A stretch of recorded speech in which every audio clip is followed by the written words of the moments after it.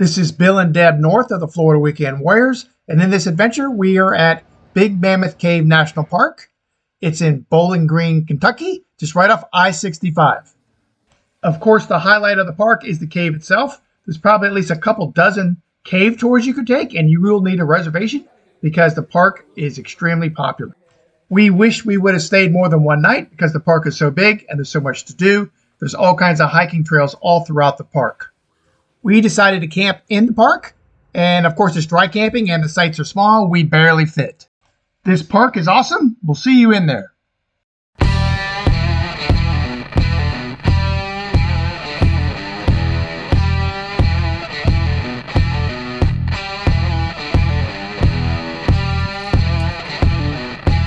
We have arrived.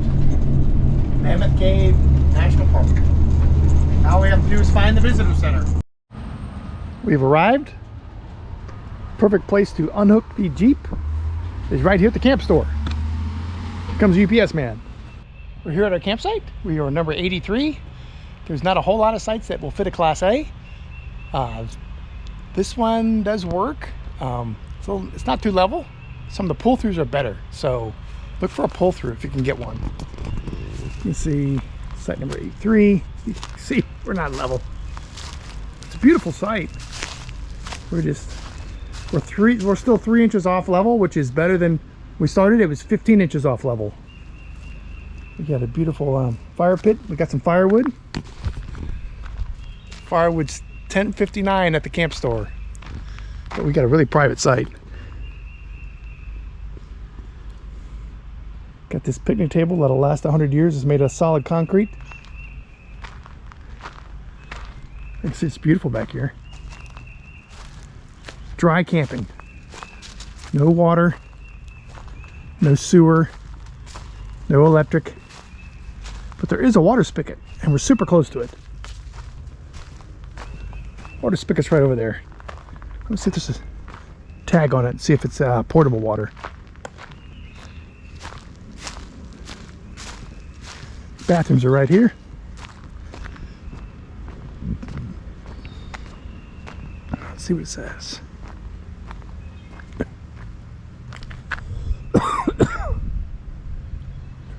Empty drain water into toilets. Prohibited. I guess you can drink it.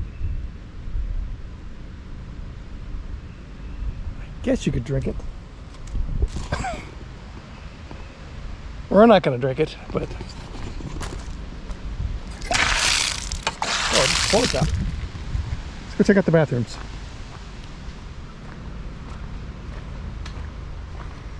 Men's room.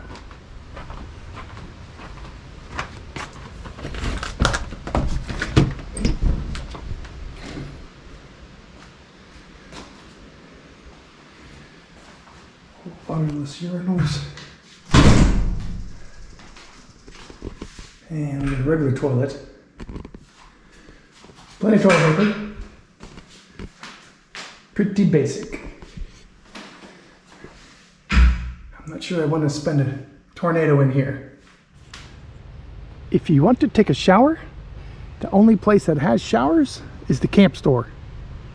So all these and the campground loops are just restrooms. So make sure you wear plenty of deodorant. We have our tickets. We're doing the Domes and Dripstones tour, $245. On the website it says get there an hour early, but the lady says just show up at Shelter B 5 minutes before the tour. We're heading there. Here's our bus, the magic bus. It's a short bus ride to our particular cave entrance, and they can take up to 3 busloads of people on our particular cave tour. After a quick safety briefing, we head into the cave and start heading down the stairs. The Domes and Dripstone tour has over 700 steps on the tour, so you have to be in pretty good shape. They recommend that you bring a light jacket, and you're not allowed to bring any food or water or any selfie sticks into the cave.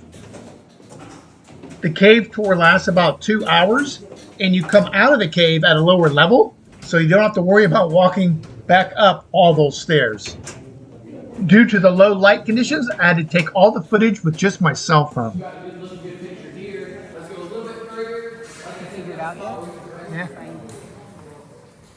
The pictures inside the cave are just phenomenal. All this is caused from water flowing down into the cave. And you'll see later in the video, we actually hike down where the water comes out.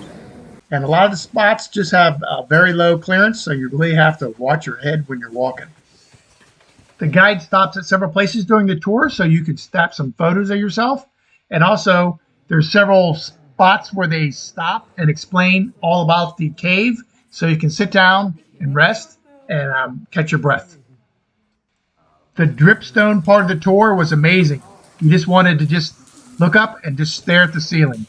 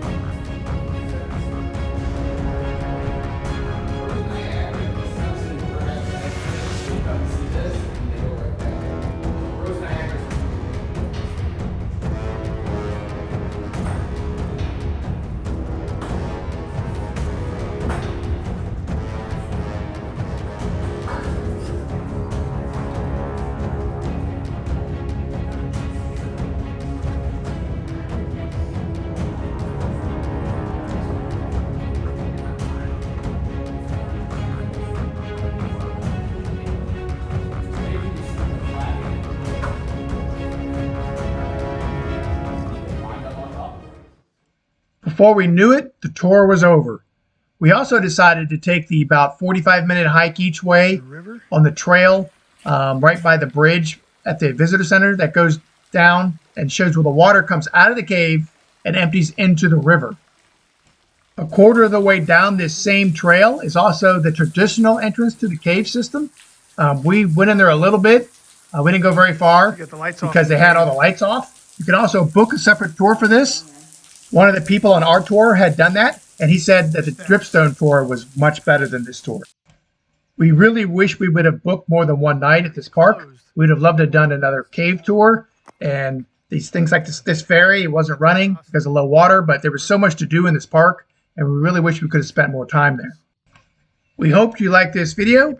Leave a comment, give us a thumbs up, subscribe to our channel, and we will see you on our next adventure. See ya!